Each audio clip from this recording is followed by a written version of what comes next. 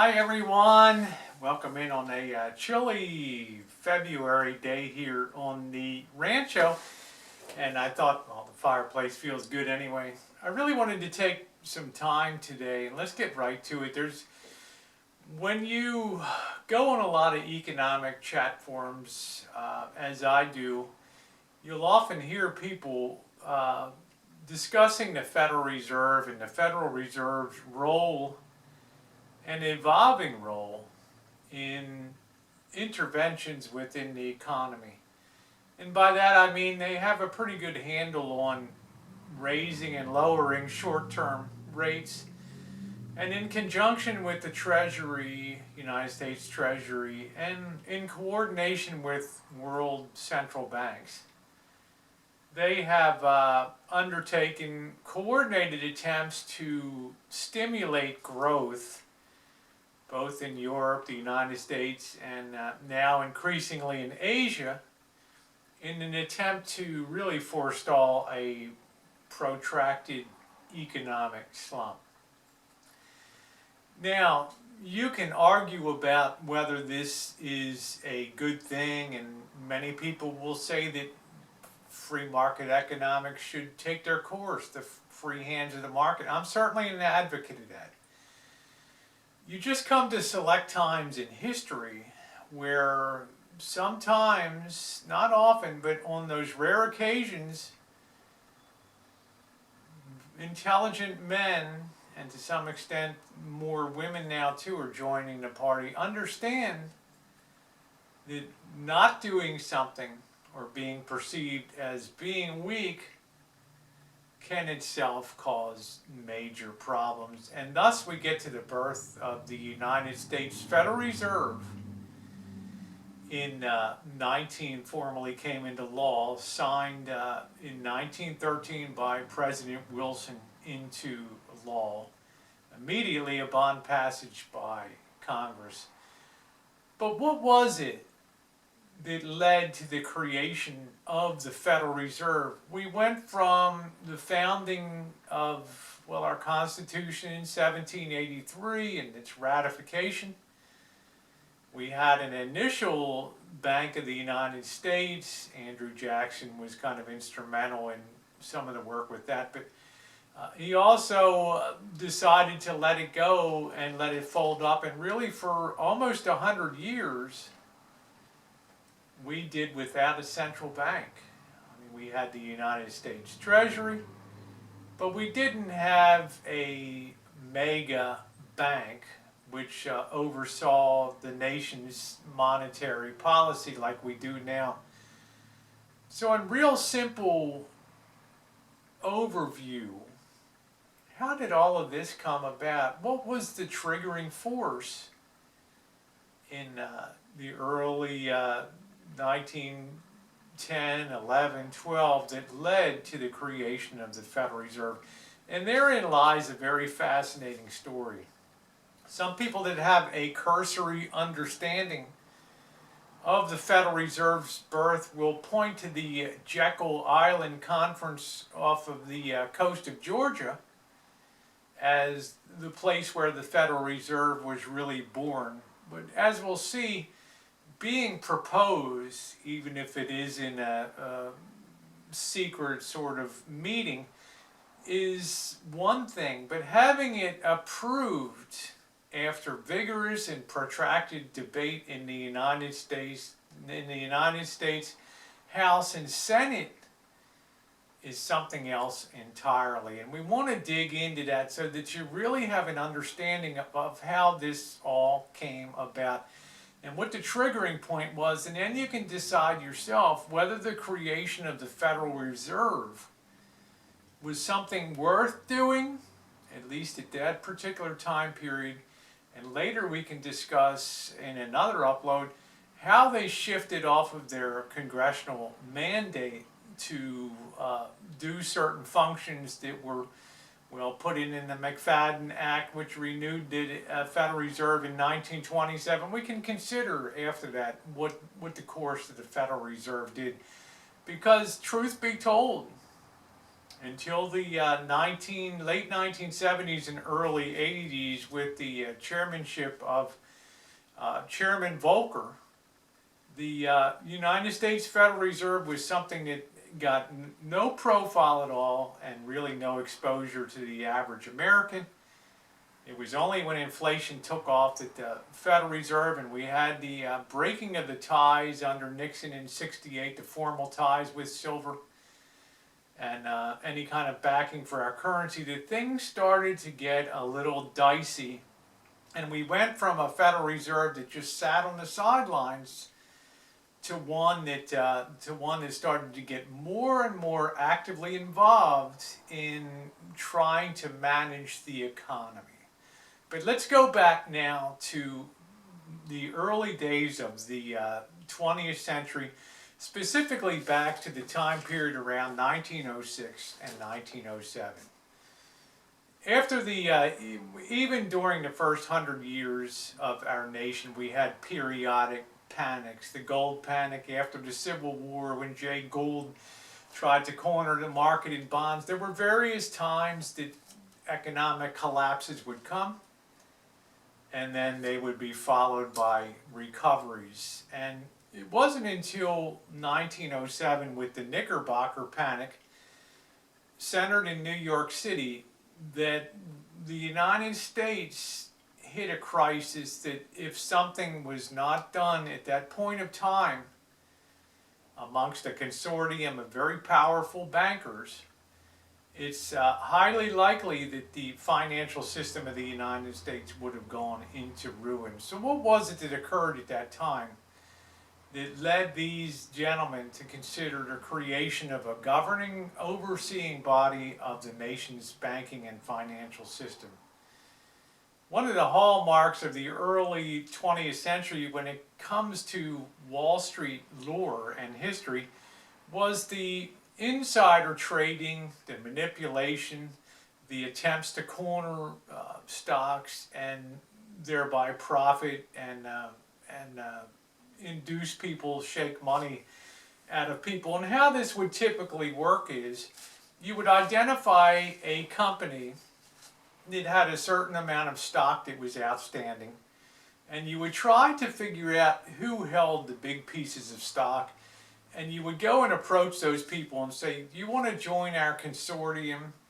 We're going to put a bit of bad news out about this particular stock. It's going to drive the stock price down. A lot of the bears, or people that think it's going to go lower, will come in and what they call short sell it. They'll borrow the shares from someone else, they'll sell them in the market, and then later they'll have to come back and replace them, and they'll think, well, I'll be replacing those shares at a lower price, and I'll put the difference between the price I sold them and the price I bought it, i.e. the covering price, will be profit in my pocket. Well, sometimes it works and sometimes it doesn't. So some of these shrewd operators in the early 20th century would lay these traps. They would set up these situations where they would release a bit of coordinated bad news about a company, and they would be in cahoots with the directors and managers of this company. Release some bad news with the effect that the stock price would be driven down. They would go in there and start buying everything they could quietly and on the QT, them and their partners, until they amassed enough of the stock and they were quite sure who held the stock and in what quantities, that they could start driving the stock price up. And the effect was that the people that had sold the stock short, hoping to make profit from its drop, now had to come back and buy the stock back. And now it was at a higher price than what they sold it, and going ever higher, higher, higher. And they're on the hook to replace that stock. There was an old trader, Daniel Drew, whose famous saying was, "He who sells what isn't his and buys it back or goes to prison." And it was very true. If you borrowed something and then sold it, you had to return that. And that share of stock, those thousands of tens of thousands of shares of stock that you sold, hoping to profit from the drop, had to be replaced. But what would happen is these smart insiders that were running what was called a corner, they really had all the available floating supply, and what would actually happen is the price would skyrocket up, and the people that were short the market and owed the stock would come in on their hands and knees and beg to be released from their position, and the big shots would sit there and name the price, and the person would write a check and would close out his obligation. Net result, you make a lot of money. Well, in theory, it sounds like a great game, doesn't it? It was played many times from the late 1800s up until about 1905, 1910. As I've said, it doesn't always work. And a case in point was the attempted corner of United Copper Company, which was founded in 1902 by Augustus Hines, who was a copper magnate who was always fighting for control of the very rich Butte, Montana copper fields. And of course, copper was instrumental with the growth of the electronics and electricity and power lines. You know, they needed copper in great quantities going forward, from telegraph lines to migrate to things like telephone. The demand for copper was tremendous because it's such a great conductor. So it was always a focal point of interest amongst investors. And the companies in that sector were often ridden or used as vehicles for running corners. Well, this guy, Augustus Hines, went in league with some other people, and they tried to corner the stock. They joined Knickerbocker Trust Bank, went along with them in New York City as their backer, and they went out in the marketplace and they bought all the available stock, or so they thought, that was floating out there. And the price initially started to go up, from the 30s to the 40s and the 50s. And then when people that had sold it short needed to start covering or buying it back to close out their short sale, surprisingly, there was stock available to do that. There was no shortage of stock. And the guys that were running the manipulation were stunned. All of a sudden, people had no problem covering their short obligations, and the result was there was a feeling there was plenty of United Copper stock to go around. The price collapsed, and the guys that were trying to run the corner, F. Augustus Hines and Company, were on the hook for terrific losses, with the effect that their backing institution, the Knickerbocker Trust Company, was also on the ropes because of that money that they had lent. Hence, we come to the Panic of 1907, which is known as the Knickerbocker Panic. Now, once the Knickerbocker got in trouble and it had funds on deposit, it wasn't unusual for banks to keep deposits on other banks depending on rates of return. It was common. So with the sudden need for money on the part of Knickerbocker Trust Company, they started going out and pulling their deposits from institutions, trying to raise every penny that they could. And of course, the word started to get out, as it always does on Wall Street, that there's a financial institution that's hurting in a big way. And the smart money starts to come in and quietly pull their deposits out of Knickerbocker Trust, and they keep their ear to the ground to hear if there's any other institutions that are experiencing what we call a run on deposits. Recall in 1907, 1906, 1907, there was no FDIC insurance. Your money, your deposits, your hard-earned savings lived and died at the behest and success of the bank that you kept your money on deposit within. If the bank did well, your funds were good. If the bank ran into problems, well, the runs on the bank developed and the door closed, and sorry, we're liquidating the institution, and you might get about 13 cents on the dollar. It was very common, these things that were called runs on the bank. Well, runs on the bank started to develop at some of these institutions, and well, it just became a domino effect. And the demand for money started skyrocketing. banks were suddenly in situations where bank inspectors would, they knew bank inspectors would come in and say, hey, you're terrifically short of capital. You've got this money that you lent to Knickerbocker Trust Company, and you were all part of this consortium, and Knickerbocker lent all this money. And now that money's vanished into thin air because the stock price collapsed overnight. Your so-called great idea about a corner turned into a financial disaster. And what do you need to do? You need to borrow money in great quantities to make your balance sheet look like it's good. What's the result of that? Interest rates start to rise. And that starts to affect the stock market, because as interest rates rise on deposits and things like that, people see a better alternative in lending money than in being in stocks, and the stock market started to collapse in a very, very major way. Let's throw in one more element too. Did you ever hear of the 1906 San Francisco earthquake? Notice the date, 1906. April of 1906. And the Knickerbocker panic takes place in 1907.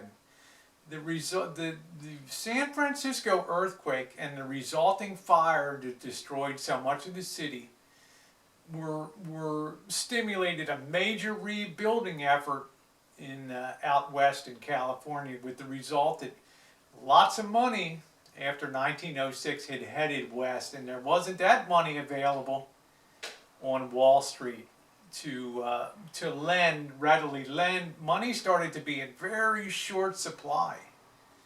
Also, the Bank of England, to stop money going over to places like California and San Francisco for rebuilding, the Bank of England had raised their interest rates too, so money from the United States was flowing over to take advantage of those rates too. And all of a sudden it was like you put a mouse in a bell jar, and all of the oxygen is being pumped out of that bell jar. Well, you think of oxygen as money, and the mouse dies because of a lack of oxygen. Well, the lack of money, credit, was killing financial institutions and was killing the stock market. Now, there are wealthy people. There's the House of Morgan. There's the Rockefellers, right? So what do people do on Wall Street? These smaller institutions do. They come knocking on Morgan's door and Rockefeller's door and say, you've got to save the day. You've got to save the day. You've got to take over this associated company of United Copper Company that itself is starting to go down.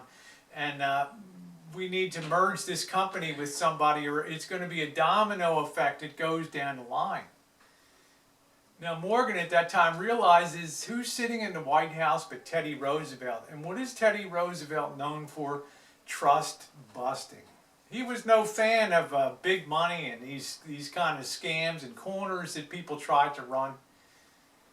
And the Rockefellers and the Morgans were left with the unenviable task of rushing to the White House and begging to have an appointment with President Roosevelt to waive to allow these mergers to take place, to save some of these companies so the domino effect wouldn't go forward. And Roosevelt thought long and hard about that, and then realized he had little choice but to rush in and allow this merger to take place.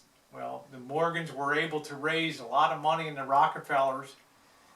Credit was reestablished, and after a drop of 50%, the market started to recover. Well, the lesson had been learned. I mean, not the lesson, but the panic had left an indelible mark on people, that we came real close to a point where, and a couple times Wall Street trading was shut down during that period, where the financial heartbeat of America stopped. So after the panic was stemmed, and over the next year or two, some of the politicos of the day and some of the economic heads of the day got together and said, you know what, when times are tough like this and liquidity's tight and there's no money to borrow, we could really use a major body that would be a lender of last resort, that would be willing to come in and provide those funds needed to bridge the gap and allow the banking institution to survive another day. Hence, they decided to convene a secret conference in Jekyll Island, down off the coast of Georgia, and the proposal to begin the United States Federal Reserve was born with the mandate to be that lender in time of crisis, so we would not have those panics that resulted in having to seek out rich people who may or may not agree to put their own wealth at risk to come in and save the day. It couldn't always be depended on that a Morgan, a Rockefeller, some of these other institutions would come in with their wealth and literally pull the chestnuts off the fire. So the Federal Reserve was proposed. Now, for those of you who think that it was done in secret, the meeting was held in secret, but boy, I'll tell you, what you don't hear about is the rigorous and vigorous debate that took place in the United States Congress over the next 2 years. From 1911 through 1913, it was debated, hemmed and hawed, discussed, and finally in 1913, it was passed by Congress, signed by President Wilson the next day, and enacted into law. Well, the rest is history, but that really is the creation of the United States Federal Reserve System. Is its mandate proper? Was its mandate proper at the time? In theory, you know what? It sounds like a really good idea to have an institution like that. And in a future installment, we're going to talk about some of the political pressures that came to weigh on the United States Federal Reserve when politics starts getting involved in trying to steer the course of where they think the economy should be managed, much like they did in China and socialist countries. So we shall see what the net effect of that was and bring us to the point of the Federal Reserve today, and it should be an interesting overview. Well, it was a long one today, but very detailed, but you really do have an idea of how the United States Federal Reserve came into being with the ashes of the Knickerbocker Panic of 1907 and the San Francisco earthquake of the year before. Thanks so much for watching, everybody. Your comments are always welcome, and thumbs up are appreciated. Thanks so much.